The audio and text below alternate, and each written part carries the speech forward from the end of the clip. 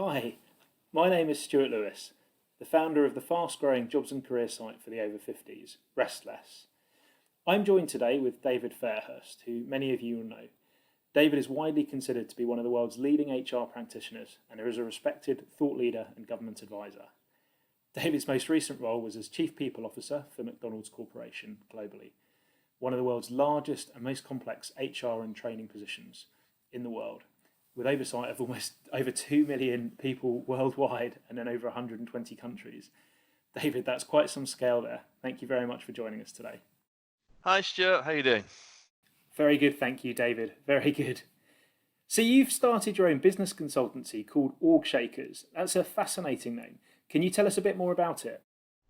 Yeah, it's one of the things I'm doing that's interesting right now, and obviously the name makes me smile. OrgShakers, OrgShakers.com.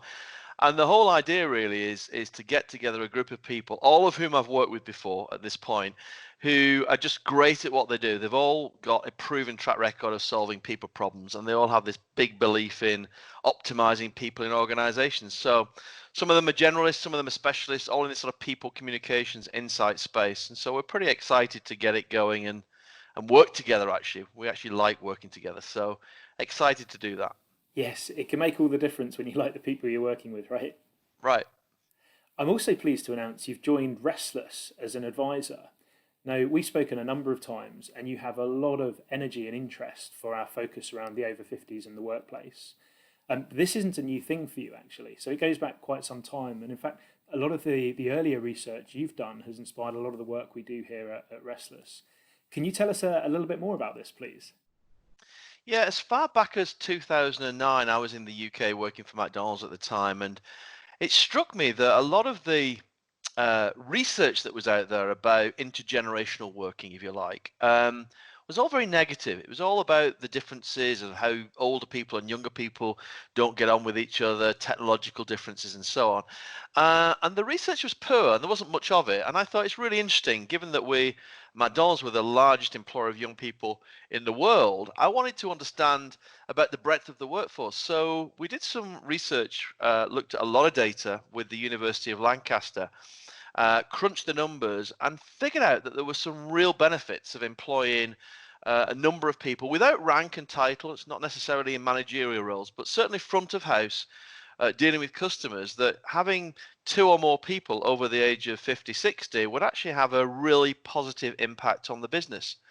And so we started to look into that and figured out that, they're great with customers. They typically, people over a certain age are more confident, they've got life experiences. They share some of those life experiences in the crew room with the younger employees, which has a certain benefit. And they're loyal. And they attract customers of a similar age too. So there were many benefits, and I could go on around that we found out. And so out of that, we created a campaign that was for, we don't just employ younger people. And more recently, I think last year, McDonald's in the US became affiliated with the AARP in the US, which is an organization, again, focusing on older workers. So it was a real benefit to think about the real importance that older workers can bring to a workplace. But I have to say, it's a bit more personal for me than that right now, because I'm one of those people. So I'm over 50. And I can tell you that when I go into a supermarket or a newsagent's and I look at the cards, the birthday cards, and if you look at the 50s, 60s, 70-year-old cards and how people of that age are being portrayed, it is so far from reality. 50 is the new 30. And, there is a lot of time and value that people of a certain age can bring to organizations. So, I think society needs to get real with this and modernize their thinking around the value that can be gained from employing and engaging with people of a certain age. Yes, it's interesting you say that, and I mean we couldn't agree more here.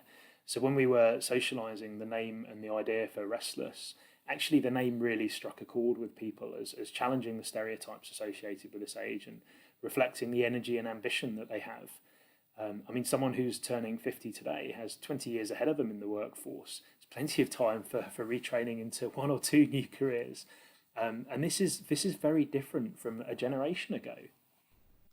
Yeah, absolutely. I mean, if you look at access to technology. I know I've certainly improved my Zoom skills over the last few months sitting at home, but the distance between a 50-year-old and what's on the market relative to programming or technology right now is a much shorter distance than it would have previous generations. So the ability to train or retrain or engage people in technology is a huge opportunity. And I also say there's a misconception here is there's often a misconception that older people are, more frightened and less willing to be involved in technology. I can tell you, my mother, who's not far off 80 years old, is doing great with the grandkids on technology. And I think the one thing that this lockdown has shown us is just the excitement and the appetite that older people have for actually engaging in these things. And far from being frightened, just need an opportunity to learn and engage in the products.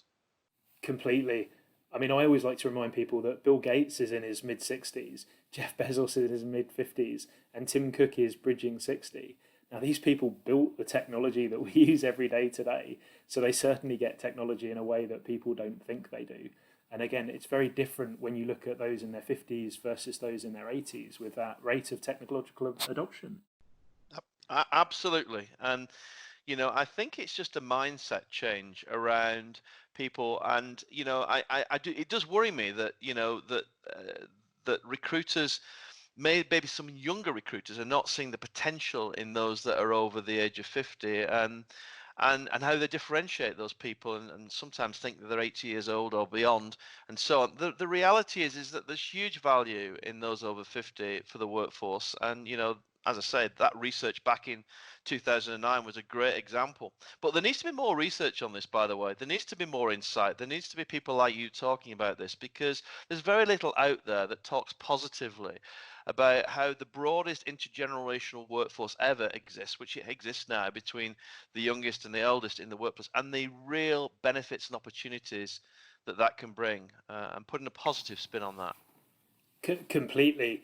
And as you rightly say, it's the benefits of having an intergenerational workforce is where the real magic happens, both in terms of diversity of thought and also in terms of team cohesion. David, you're also famous for your frighteningly accurate predictions about the future of the workforce. Back in 2014, you predicted a workforce cliff where the demand for labour would outstrip the supply. Now, do you still think this is going to happen? Yeah, back in 2014, I had access to a lot of data, initially on a European level and then beyond that to a broader global level, looking at birth rates and death rates, and with some very sort of sophisticated calculations with some of my colleagues, realized that there would be a workforce cliff, as I termed it, where the supply of labor was going to be shorter than the demand for labor over a period of time. And what would happen is countries, and we knew this by month and by year, countries like Germany, for example, would be first, where effectively they saw fairly quickly they saw zero unemployment effectively. Places like Holland, UK about now, and the US would probably be about 12 months from now, is you would see this shortage of labor. And what I said at the time is that if you can get back into the workplace, those that are perhaps underrepresented Yeah. parts of society, those who maternity, women who'd had babies that didn't come back to work, older workers, people with disabilities, how to accommodate them, the long-term unemployed youth who were not very employable, if you like. If you could attract those people back into the workplace, then you could stave off this issue for a period of time. So for the last 5 years, we've seen employers really make some great, call it diversity and inclusion practices, to include these people out of necessity, because it's got harder and harder around the world to hire talent. The issue that we're about to face, and the question that I suspect you're going to ask me, is so what now with COVID-19? Well, the Bank of England only a few days ago were pretty clear about the economy, which is it's going to be very V-shaped. Things are going to fall off. There's going to be a lot more unemployment, but it's going to spring back very quickly. And my prediction would be is that the workforce cliff effectively has been put back 3 to 5 years. However, it's not gone away. So if we do see this V, and if employment does come back and unemployment reduces quite quickly over time, then employers will face what I call a talent trap. within 3 to 5 years. So my claim, my real call to arms right now is please, please, please, the progress that you've been making around the employment experience and being more inclusive and thinking about some of these underrepresented groups, including older workers, the work that you've been doing over the past few years, please carry on, because in 3 years' time, you're about to feel the pinch yet again. And if you waste this period of time, we won't have learned the lessons of back in 2014. Makes perfect sense. And David, where do you think Restless should be spending its time focusing on supporting the over 50s? Well, we're already seeing the impact on older people of this horrific pandemic. And first of all, if nothing else, we're seeing a discrimination start against them, where employers are worried about employing older people because they may get hit by this pandemic and they may not survive, or indeed the next pandemic. So we could see some age rage going on here. We could see, quite rightly, some real tension building with people who are over 50 who feel that we're going back 10 years relative to discriminating and not seeing their potential. As we're at this period of time now, and we've heard Boris Johnson talk recently about going back to work, it strikes me that there's a real need to support and focus on those who are over 50 as a group of people. As the workforce goes back, it's very important to understand the impact of going back to work. If you cast your mind to periods of time where people have been outside of work for a period of time before, like sabbaticals. You know, McDonald's were famous for inventing the sabbatical. People get a little bit stressed before they go on sabbatical. They sometimes worry when they're on sabbatical about what's going on back at work, and then maybe a little bit of anxiety about coming back. We saw a number of years ago a focus around women who were returning after, maybe 15 years of bringing up children. They created returnships, I think was the name, in companies like Goldman Sachs and Sara Lee to help women return and get back into the workplace. I know that people have continued to work during this period of time, during this pandemic in the main, or some have been furloughed, etc. But the reality is it causes a psychological impact. It causes a vulnerability. And that vulnerability will be felt very hard by older people. They're very vulnerable about the pandemic. They'd be very worried about catching that, but they'd always naturally, like every other age group, be worried about a return to work and what that looks like for them. When people are vulnerable, their psychology is accentuated. So when people are vulnerable, if you think about when you've had some really bad customer service from a business in somewhere, and you're feeling really upset about what you've just received. If somebody does something really kind to you, it feels like $1 million. And if somebody does something really bad and speaks to you in a bad way, it feels like a molehill into a mountain and you'll never shop there again. Well, when people are vulnerable, their psychology is that they're looking to be hurt or helped. And I think as we're thinking about the older people, think about the impact of this pandemic, we need to be focusing on helping them successfully get through this vulnerability and back into the workplace. And organizations like your own can do a great job in helping people think about that returnment strategy. How do we help them before they come back? What do we do on day one? What do we do on week one? What do we do on month one? And that's an important aspect. The second area that I would say where you can really help focus is this whole notion of well-being. And, well-being was a topic that was, bumping up the agenda of corporate boards around the world. It's becoming important, but my goodness, is that going to shoot up right now?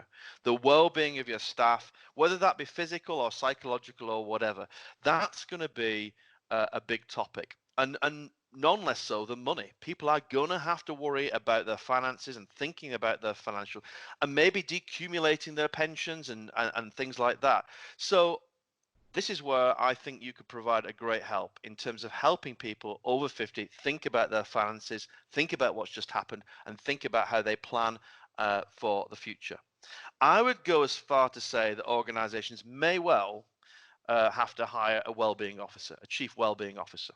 And, some would say to me, well, maybe that's the CEO. Well, yeah, that's like saying the CEO is the CFO and the CHR. Of course, the CEO's got a philosophical interest in well-being, but I think there's a lot to be done over the next few years in the ergonomics of the workplace, the support and the well-being, physical and mental, the development of emotional intelligence in line managers so they can deliver this well-being. So I think there's a lot to be done, and I suspect that you in Restless will be maybe contacting and working with a number of well-being officers, and I think it's time that we put a focus on that. And then finally, the one thing I love about the focus that you've had in Restless is that it's all in one place, and I can't see that somewhere else. You're talking about helping people over 50 with their finances. You're talking about helping us with volunteering, which is something that I know a lot of us are focused on.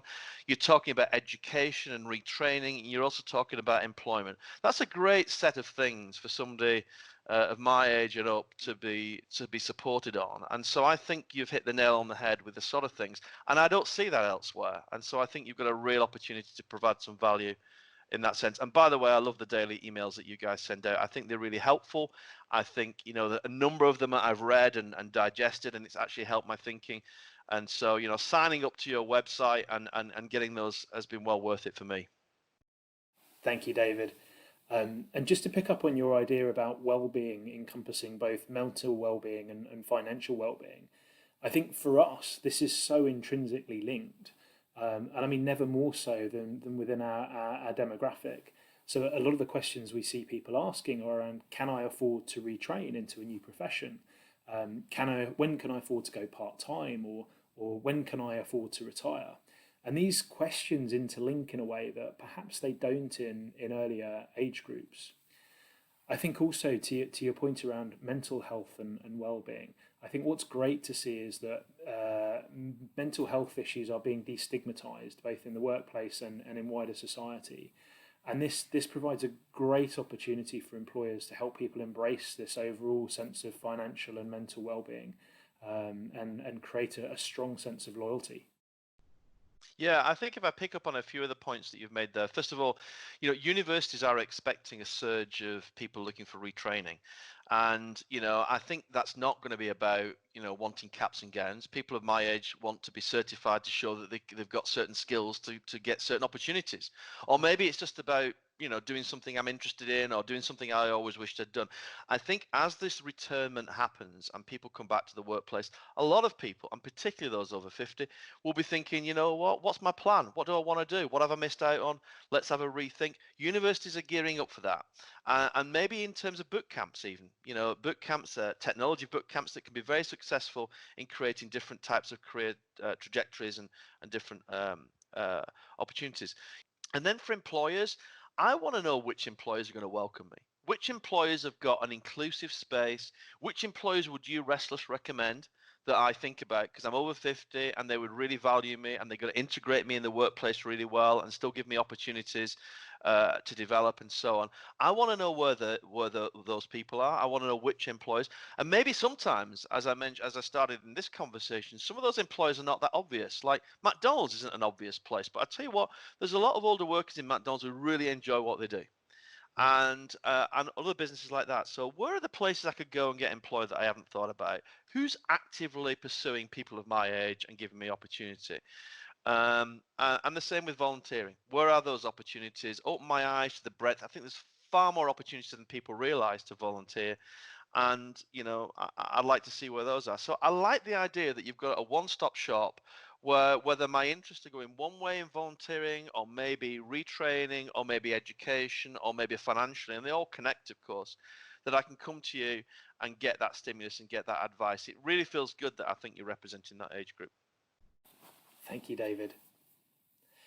One question that many of our HR followers will be considering is that we're in the midst of a pandemic. Budgets are being cut everywhere. Now, if I was an HR director that was starting to get pushback from the business on the necessity of D&I and investing in diversity and inclusion, what advice would you offer me? Well, first of all, we've talked earlier about this phenomenon in 2014 in the Financial Times about the workforce cliff. And let's remember as employers over the last few years how hard it has been to attract talent.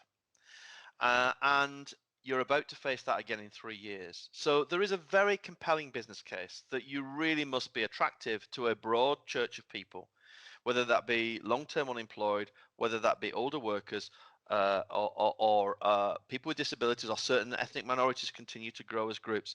But let me tell you, what I'm frightened about is that, speaking to some of my colleagues, Stephen Frost, who was the diversity Olympic guy, famous guy he's telling me that he's seen a reduction in focus in D&I. And I listened to that very seriously. I talked to the International Youth Foundation, who I have a huge regard for. They're a global organization. They do great work, pretty much helping businesses in the community help long-term unemployable young people back into the workplace. I can tell you that they're finding this either slowing things up or putting things back. I'm starting to see a trend where some of this D&I stuff is being seen as a sort of nice to do, sort of over here, peripheral CSR activity, corporate and social responsibility. It is not a corporate and social responsibility. It is a core strategic response. That's what CSR should stand for. You will need these people. And not only that, it's not just the older workers that are going to judge you as to how good you are with them, how you supported them when they wanted to be helped. It's going to be the other workers in the workplace that are watching on and saying, you know what? I'm looking at why my business has shut apprenticeship schemes. I'm looking at why my people is not employing people over 50 or 60 or whatever anymore. And I don't take kindly to that. So I think it's a real business case. Not only do you need the breadth of the talent, but you really need to be focused on continuing to be seen, to be supporting these groups of underrepresented people in the workplace, because not only can they add value, but you'll be judged on it by your employees. And to that point, the second thing I would say is that what you want is a diverse meritocracy. That's the goal of organizations, that you're diverse by nature and that you've got a meritocracy where the best people within that diversity and it shine through. It's going to be some time before we get a level playing field, of course, in terms of a meritocracy. So you need a focus on diversity. But let me tell you where my focus would be if I was talking to senior business leaders: inclusion. It's no point having a diverse set of people in a non-inclusive environment. And by definition, I turn it on its head. If you focus on having an inclusive environment, which is really going to be strained right now with everything that's going on, but if you can focus on inclusive environment, by definition, you end up being diverse, and then you'll get a diverse meritocracy. So for me, a continuing focus on how we do not exclude or marginalize or even remarginalize people who are from these underrepresented groups. We could be going back 10 years on diversity if we do not keep a focus on this, and that would be horrific. It's not what we need. It's not what we want. So I talked earlier about the returning workforce, and as they come back in whatever guise, and of course there might be more flexible working, and returning will look different for different organizations, but there is a returning and vulnerable workforce. And let me tell you, the focus that you put on that returnment strategy, as I would call it, as to what you do before the workforce comes back from COVID, what you do on day one, what you do on week one, what you do on month one, all the sorts of things that I would advise people to think about, and I've been thinking about over the last weeks and months, will pay off. And they'll pay off in what I would call a loyalty dividend.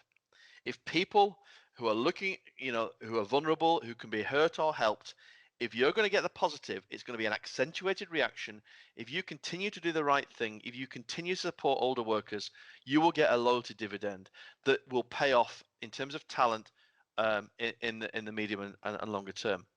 The final thing is, if you stop this remarginalization that I've talked about, where you go back 10 years and do not continue to focus on these broader groups of talent that you can bring into the workplace, and you reduce your D&I activities, it's a real talent trap.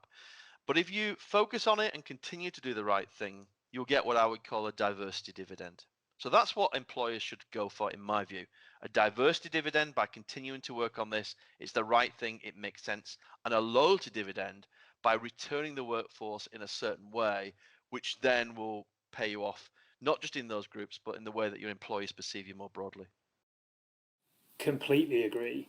And I love your framing of the diversity dividend and also the loyalty dividend.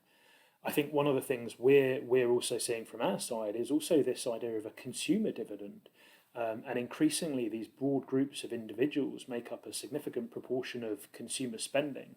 I mean, we know from our own research that our members value companies that value them and that certainly don't ignore them. And this presents a huge opportunity for companies to embrace this diversity dividend, as you say. Yeah, absolutely. There's a strong link here between customer loyalty and employee loyalty as well. And in my experience, it works both ways. In my experience is, if your customers are seeing that you're being loyal to doing the right thing, if they see that you continue to, invest in these community efforts, if they see that you continue to invest in these underrepresented groups, then that will attract business. That will be an attractive thing as a customer to be loyal to. And, customers are vulnerable as employees are vulnerable. And during vulnerability, they will watch what's going on. They will look to be hurt or helped. And if you as an employer continue to do the right thing with your people, your customers will notice it. And so, there'll be a customer loyalty, dividend as well. I completely agree. Thank you very much, David. It's been a real pleasure speaking today.